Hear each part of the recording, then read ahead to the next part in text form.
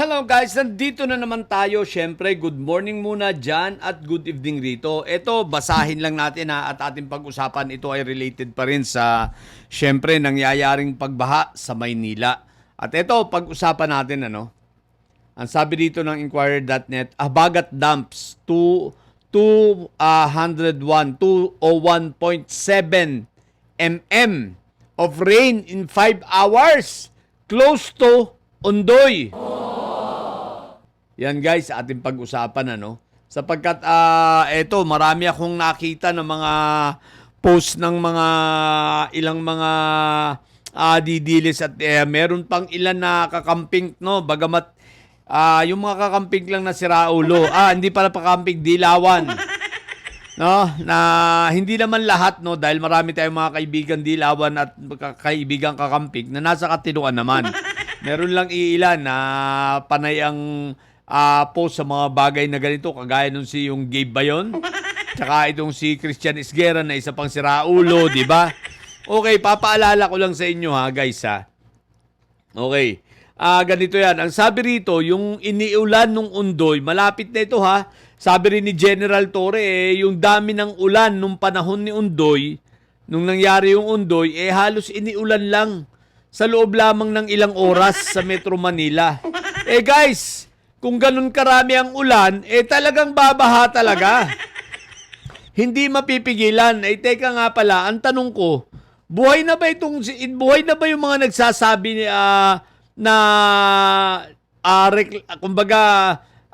nagpupuna sa bahang ito nung nangyari yung Ondoy?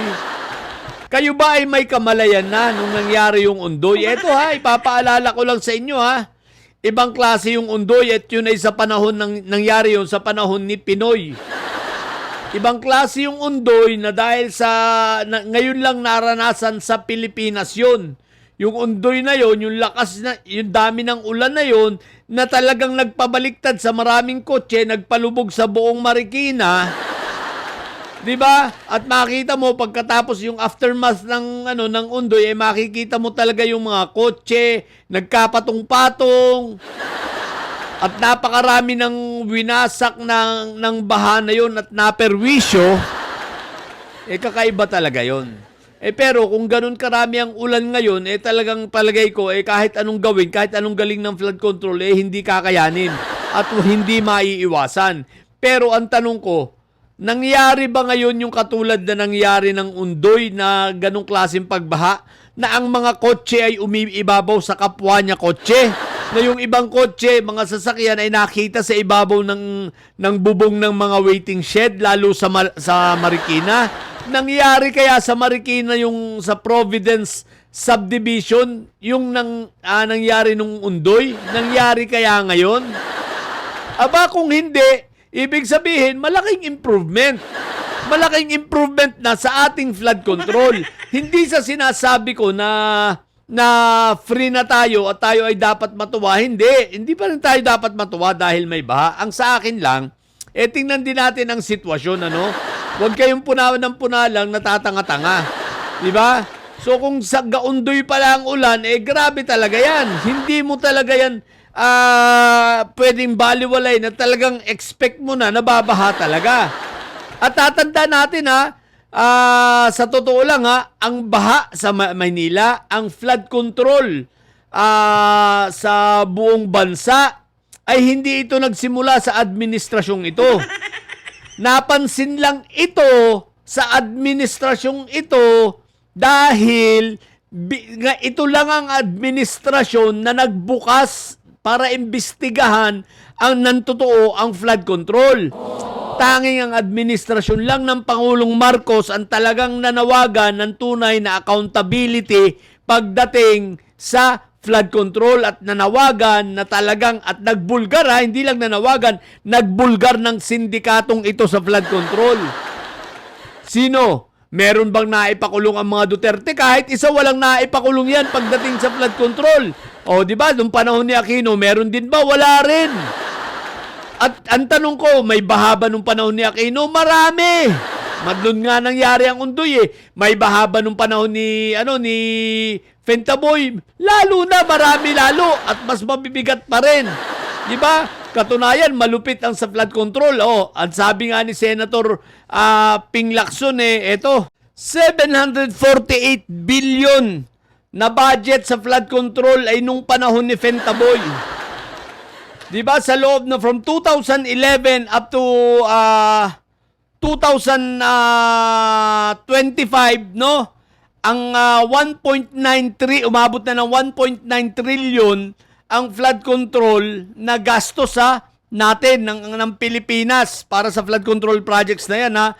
Ang pinakamalaki ron ay sa panahon ni Fentaboy na nagkakahalaga nang umaabot na ng 749 billion. Na ang tanong, yung 749 billion na yun ay nasaan? Di ba? 13,917. Ang tanong, nasaan? Di ba? Dahil kung magaling si Fentaboy, yung 13,917 na flood control project na yan, di sana hindi na binabaha ang Maynila dahil yan naman ay sinalulang ni PBBM. Ang tinatanong ko nga, nasan yung 13,917 na flood control ni Fentaboy? Bakit walang makapagsabi sa inyong mga didilis? Bakit wala sa inyong makapagturo? Samantalang kami, kaya naming ituro ang mga ginagawang flood control ni PBBM. Kitang-kita na yan. G. Araneta, kitang-kita na ang malaking improvement sa Marikina River, at tuloy-tuloy ang mga construction, maraming damang na ipagawa. Subalit ito ay kakaiba. Mismong sabi na nga ng MMDA, ang Undoy kasi halos 1 linggo yun Ilang araw yun Undoy Kaya doon sa mga masyadong mag-comment na tatanga-tanga, hindi naman alam kung ano nangyari ng Undoy, magsitigil kayo. Yung Undoy na yun halos kulang 1 linggo yata yun na nag-uulan. Pero ito, yung ulan, yung dami ng ulan na yun, binuhos lang sa loob ng ilang oras. Isipin nyo yun, kung gaano karaming tubig yan. Natural, talagang magbabaha. Pero lagi nyo tatandaan hindi ko sinasabi na ako ay sang-ayon sa binabahang ito. Talagang tayo ay nananawagan na papanagutin yung mga hinayupak na yan na may kagagawan dito sa flood control. Kaya nagkakaganito, di ba? Even yung Agonoy, Bulacan, tayo ay isa sa pinakamalakas ang panawagan noon pa man. Di ba? Na papanagutin ang mga may sala dito, simula nang sabihin ito ng ating Pangulo, sa mahiya naman kayo. Ngayon, perpekto ba ang administrasyong ito? Of course not. Pero at least ginagawa. Ngayon kasi, itong mga siraulo, mga didilis na ito, kinalimutan nila na si Fentaboy, ang mga project na flood control, puro ghost. Wala nga kayong maituro Sige nga, ituro nyo nga ang 13,917 na flood control ni Fentaboy kung nasaan. Dahil kung yun ay totoong meron at yun ay totoong gumagana, di sana walang ganito. Bakit? Dahil ang gagawin na lang ng Pangulo i-maintain ang mga yun. Kung talagang effective yun, isipin mo 13,000?